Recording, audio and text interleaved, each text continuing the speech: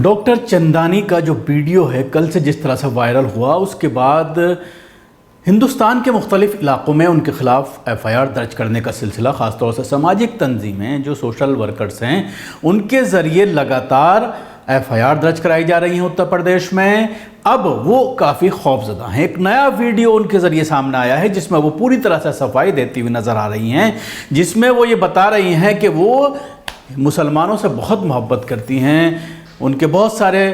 जो सर्किल में लोग हैं वो सगे भाई हैं मुसलमान। बहुत सारी चीज़ें उनके ज़रिए कही जा रही हैं और चेहरे पर जिस तरह से हताशा उनके चेहरे पर नज़र आ रही है, उससे अंदाज़ा लगाया जा सकता है कि जिस तरह से उनका स्टिंग ऑपरेशन हुआ और उनको ये अंदाज़ा नहीं था कि उनकी चीज़ें रिकॉर्ड की जा रही हैं, जो वो बोल रही हैं उसको न्यूज़ चैनल्स के ज़रिए रिकॉर्ड किया जा रहा है। जो लोग इंटरव्यू के लेने के पहुंचे थे उन्होंने पहले अपना इंटरव्यू रिकॉर्ड किया और उसके बाद स्टिंग ऑपरेशन में उनसे कुछ बातें निकलवाने की कोशिश की, और उसके बाद जब ये वीडियो वायरल हुआ तो वो काफ़ी खौफज़दा इस वीडियो के अंदर नज़र आ रही हैं। क्योंकि जिस तरह से कानून की बात अगर हम करते हैं, जाहिर सी बात है एफ़आईआर दर्ज की जा रही है, लेकिन जिस तरह से उत्तर प्रदेश का मामला है ये भी देखने वाला बात होगी कि क्या कानून अपना काम करता है, क्या पुलिस अपना काम करती है। ये भी एक बड़ा सवाल है। जिस तरह से योगी आदित्यनाथ का राज उत्तर प्रदेश में चल रहा है और इस तरह की चीज़ों में जिस तरह से एक तरफा कार्रवाई देखने में आती है, जाहिर सी बात है उम्मीद कम ही की जा रही है कि इनकी गिरफ्तारी होगी, लेकिन मामले ज़रूर दर्ज किए जा रहे हैं, कोर्ट का प्रोसीजर ज़रूर होगा और कोर्ट के ज़रिए शायद एफ़आईआर के ऑर्डर दे दिए जाएं, लेकिन उसको किस तरह से पुलिस इंप्लीमेंट करेगी ये भी एक बड़ा सवाल है और ये भी एक सोचने का विषय है। लेकिन इसके साथ ही मैं इस वीडियो को आपको सुनाऊं उससे पहले कुछ चीज़ें आपको बताना चाहूँगा। जब 31 मार्च के बाद अचानक तबलीगी जमात के मरकज़ निज़ामुद्दीन पर जब रेड की जाती है, लोगों को जब बाहर निकाला जाता है और उनको बसों में बिठाया जाता है, उसके बाद से जो एक सिलसिला शुरू होता है तबलीगी जमात के ख़िलाफ़, तबलीगी जमात को जिस तरह से कोरोना फैलाने के लिए ज़िम्मेदार ठहराया गया, जिस तरह से उनको कोरोना बम बताने की कोशिश की गई और देश में जिस तरह से नफरत का माहौल पैदा किया, उसके बाद कई जगह से इस तरह की चीज़ें सामने आई कि मेडिकल सेंटर में, अस्पतालों में, क्वारंटाइन सेंटर में तबलीगी जमात के लोग नर्सों के साथ, डॉक्टरों के साथ खाने के लेकर के हंगामा करते हुए नजर आए। इस तरह की चीज़ें सामने आई। गाज़ियाबाद का मामला भी फर्जी पाया गया, जिस तरह से कुछ नर्सों ने कहा कि पूरी तरह से ये निराधार है, इस तरह से कोई भी वहाँ पर नंगा टहलता हुआ नज़र नहीं आया। और उसके बाद एक वीडियो भी आया जिस तरह से जिनको तबलीगी जमात का कहा गया वो गैर मुस्लिम थे। ये सारी चीज़ें सामने आई, लेकिन इस वीडियो के बाद ये पूरी तरह से स्पष्ट हो गया है कि पूरा खेल सुनियोजित था, पहले से प्री प्लान था। और ख़ासतौर से उत्तर प्रदेश में इस तरह की चीज़ें देखने में आई। कानपुर के जिस कॉलेज की ये बात की जा रही है, मैडम जहाँ के प्रिंसिपल हैं, उस कॉलेज का भी मामला सामने आया था, जिसको मीडिया ने, ख़ासतौर से रिपब्लिक ने, जी न्यूज़ ने जिसको काफ़ी उछाला था और कहा गया था कि तबलीगी जमात के लोग बिरयानी और चिकन मांग रहे हैं। इनके ज़रिए पूरा ये षड्यंत्र रचा गया था। इनकी लैंग्वेज से आप अंदाज़ा लगा सकते हैं कि जब ये वहाँ पर इलाज करने इनके पास जब कोई तबलीगी जमात का पहुँचा होगा तो उसके साथ किस तरह का व्यवहार किया गया होगा। इनकी मानसिकता से आप अंदाज़ा लगा सकते हैं। पूरी तरह से इनकी मानसिकता जो दिखाई दे रही है उससे आप बखूबी अंदाज़ा लगा सकते हैं, और जिसकी वजह यह है कि सोशल मीडिया पर काफ़ी क्रिटिसाइज़ किया जा रहा है इनको, और ख़ासतौर से डॉक्टर्स कर रहे हैं, क्योंकि डॉक्टर्स का जो पेशा है वो कोई मज़हब, कोई रंग, कोई नस्ल, कोई भेद का इस्तेमाल नहीं करते, बल्कि वो तमाम ही लोगों का इलाज करते हैं। उनके पास किसी भी मज़हब का कोई पहुँचे, किसी भी जात का उनके पास कोई पहुँचे। लेकिन जिस तरह से इस डॉक्टर ने पूरी डॉक्टर्स बिरादरी के ऊपर सवालिया निशान खड़ा कर दिया है,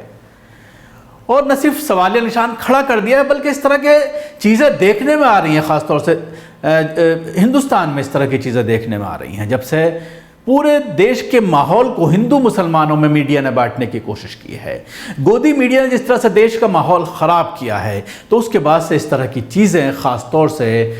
रोज़मर्रा की ज़िंदगी में देखने में आती हैं। और अब जब ये वीडियो आया है तो ये एक सवाल खड़ा हो गया और इस पर बहस शुरू हो गई है among the Muslim, among the social activist, कि क्या अब हर किसी डॉक्टर पर हम भरोसा कर सकते हैं?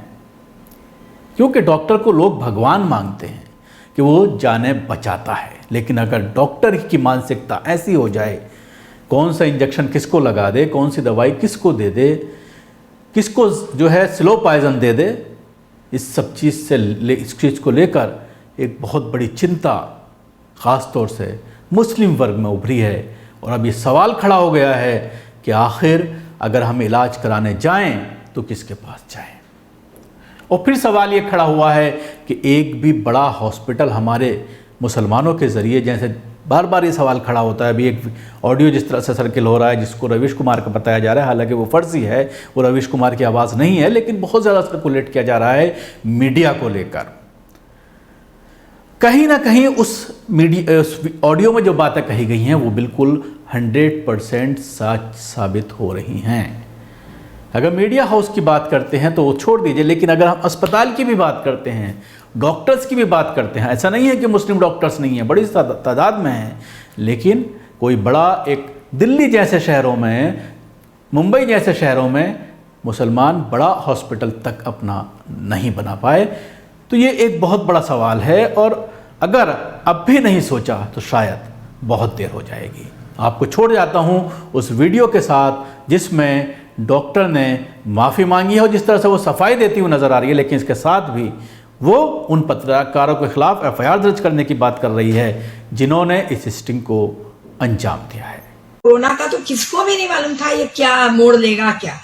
तो उस टाइम हमारे कुछ बयान को दबाव में डाल के स्टिंग करके, कोई मेरा इंटरव्यू नहीं है, कोई बयान नहीं है,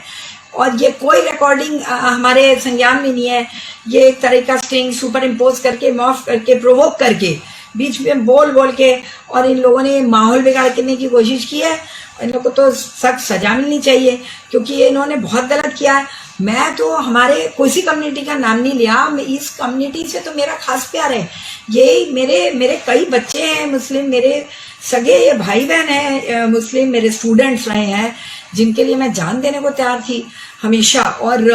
हमारे इतने मरीज हैं जिनको मैं स्पेशली आउट ऑफ क्यू इनको देख के, इनको दवाई, इनको हर चीज प्रोवाइड करती हूँ क्योंकि इनकी फ्लाइट थोड़ी ज्यादा खराब होती है, तो मैं इनको देती हूँ बजाय दूसरे किसी को। ये मेरे सगे संबंधी की तरह से हैं, और मैंने कभी नहीं, मैं तो डॉक्टर हूँ, कभी मैंने ये सोचा ही नहीं, न मेरे दिमाग में आया न कुछ। एक प्रेशर में काम किया, 2 दिन में सारा सेटल हो गया। मैंने मीडिया में भी दिया कि इन्होंने माफी भी मांगी, कई मौलाना, बहुत लोग आ गए जो हमारे जान पहचान के भी आए, मीडिएट किया, जो मुस्लिम्स थे उन्होंने मीडिएट किया, खाना पीना भी बहुत लाए क्योंकि इन लोगों को बहुत ज्यादा जरूरत है, तो होती है कि इंसान वहां पे 24 घंटा रहेगा। हमारा एक गरीबों का अस्पताल गवर्नमेंट हॉस्पिटल है, इतना हमारे पास प्रोविजन हम लोगों ने जुटाया सरकार की मदद से, और एक प्रोटोकॉल बना, उसमें टाइम लगता है, एकदम से सब कुछ नहीं होता। फिर सारा कुछ हुआ, ये खुशी खुशी रहे, माफी भी मांगा, थैंक्स भी दिया। आप ये सोचिए 21 दिन मिनिमम रहे, कई तो इससे ज्यादा रहे जब तक नेगेटिव नहीं हो गए, 1.5 महीना लोग रहे, पर कहीं कोई शिकायत नहीं, कुछ नहीं। यही मैंने मीडिया में भी दिया कि हाँ कोई शिकायत नहीं है, ये माफी मांग के अप्रिशिएट करके गए, हम लोग ने इनको थैंक्स दिया और इन्होंने हमें धन्यवाद दिया। हमारे कई लोग लिख के गए, हमारे जिंदगी भर का रिश्ता कई लोगों से जुड़ गया कि चलो ये यहाँ पे हमारे साथ इतने दिन रहे। फिर इस तरह की हरकत 70 दिन बाद, जबकि ये इनमें से एक आदमी